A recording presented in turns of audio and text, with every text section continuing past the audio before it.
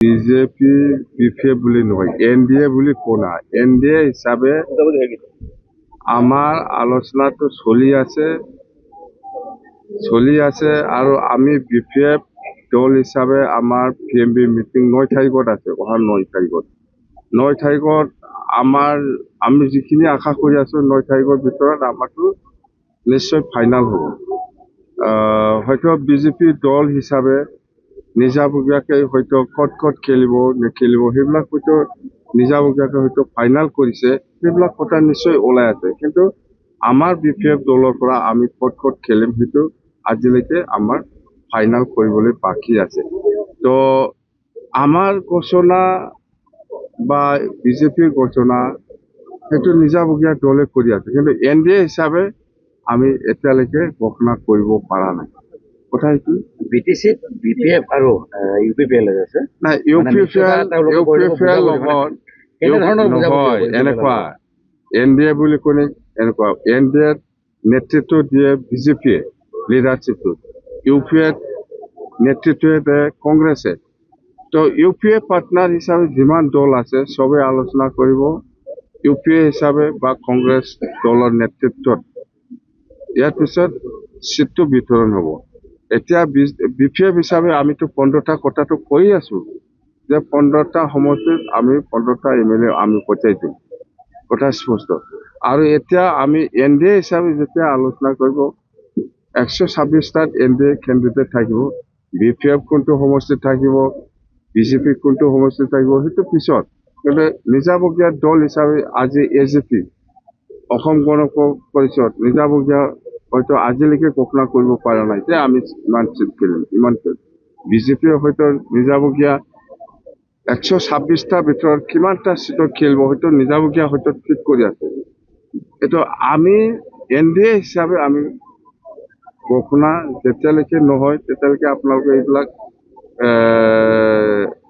বিশ্বাস কৰিব নালাগে। এনডিএৰ সাথে যদি ইউপিপিএল আৰু বিপিএফ বুজাবুজি কৰিবলগীয়া হয়, বুজাবুজি কৰিব আপোনালোকে ইউপিপিএল এনডিএৰ পাৰ্টনাৰ বুজাবুজি কৰিব নহয়, এনেকুৱা নহয়। এনডিএ পাৰ্টনাৰটো হ'ল ইউপিপিএল, এজিপিও বিপিএফও পাৰ্টনাৰ হৈ গ'ল। এতিয়া আপুনি ইউপিএ হিচাপে আলোচনা কৰি পেলাই কিমান চিট পায় নাপায় ইহঁতৰ কথা। আমি বিপিএফ হিচাপে আলোচনা কৰি পেলাই কিমান চিট আদায় কৰিব পাৰে এইটো আমাৰ কথা।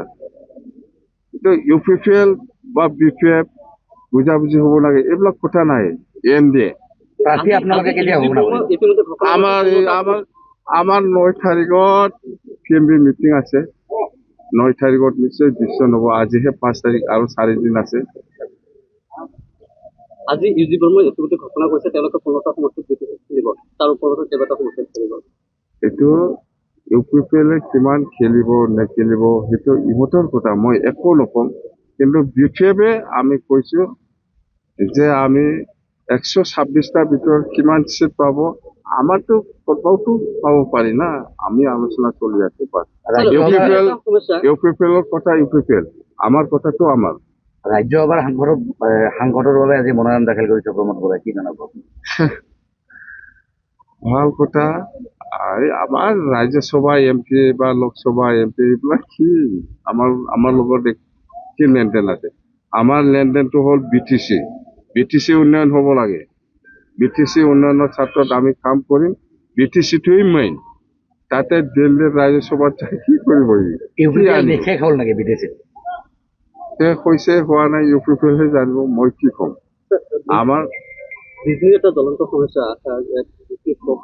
মই কৈছো বিজনেছ কি সমস্যা আছে? বিজনেছ খালি পাহাৰ নাই, মই পাহাৰ বনাম নেকি?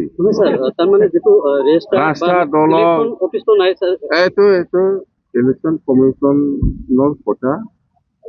এইটো ইলেকশ্যন কমিশ্যনে যিটো গাইডলাইন দিছে এইটো অল ইণ্ডিয়া হৈ আছে, মই যিমান দূৰ জানো।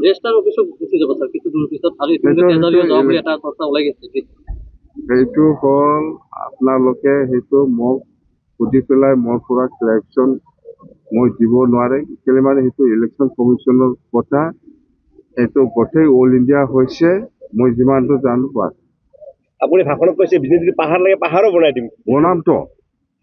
বিজনেছ পাহাৰ নাই, আপোনাক পাহাৰ বিজনীবাসী ৰাইজে যদি কয় আমাৰ বিজনী সাব ডিভিজনৰ একটাও পাহাড় নাই, পাহাড় বনাই দিম।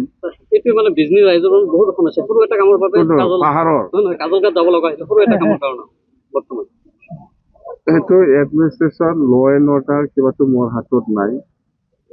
সেইটো ল এণ্ড অৰ্ডাৰৰ কথা, ইলেকশ্যন কমিশ্যনৰ কথা। সাব ডিভিজন হিচাপে আমাৰ BTC-ত যদি 40টা ডিপাৰ্টমেণ্ট ট্ৰেন্সফাৰ হৈ আছে, সাব ডিভিজনত হ'ব।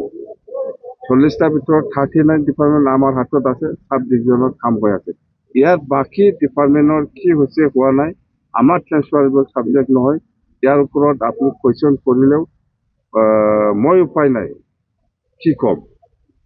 পাৰিলে আমি চব ডিপাৰ্টমেণ্ট আনিব লাগে, এইটোৱে চেষ্টা কৰিব লাগে। বিধানসভা নিৰ্বাচনৰ বাবে আপোনালোকৰ হেলিকপ্টাৰ বুকিং হৈছে নেকি এইবাৰ? হেলিকপ্টাৰ এসপ্তাহ আগত আহিছে, মই বিচৰা নাছিল, সিহঁতে এডভান্স আহি পেলাই আছে। বাকী ল'ব নেকি এবাৰ? বাকী নহয়, মই কৈছে এইবাৰ মেলা মানুহ বিচাৰি থাকে হেলিকপ্টাৰ দিবৰ কাৰণে, ড্ৰাইভাৰবিলাক আলোচনা কৰি থাকে। মইতো সিদিনা কৈছোঁ অলৰেডি যে বহুতে আমাৰ লগত আলোচনা হৈ আছে যে আমি যাম, আমাক মাতক। তো মই মাথাই নাছিল, এসপ্তাহ আগত আহি পেলাই আছে।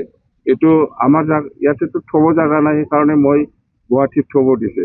আৰু পইচাটো 50% ভাড়াটো ফুল নাদিব মই।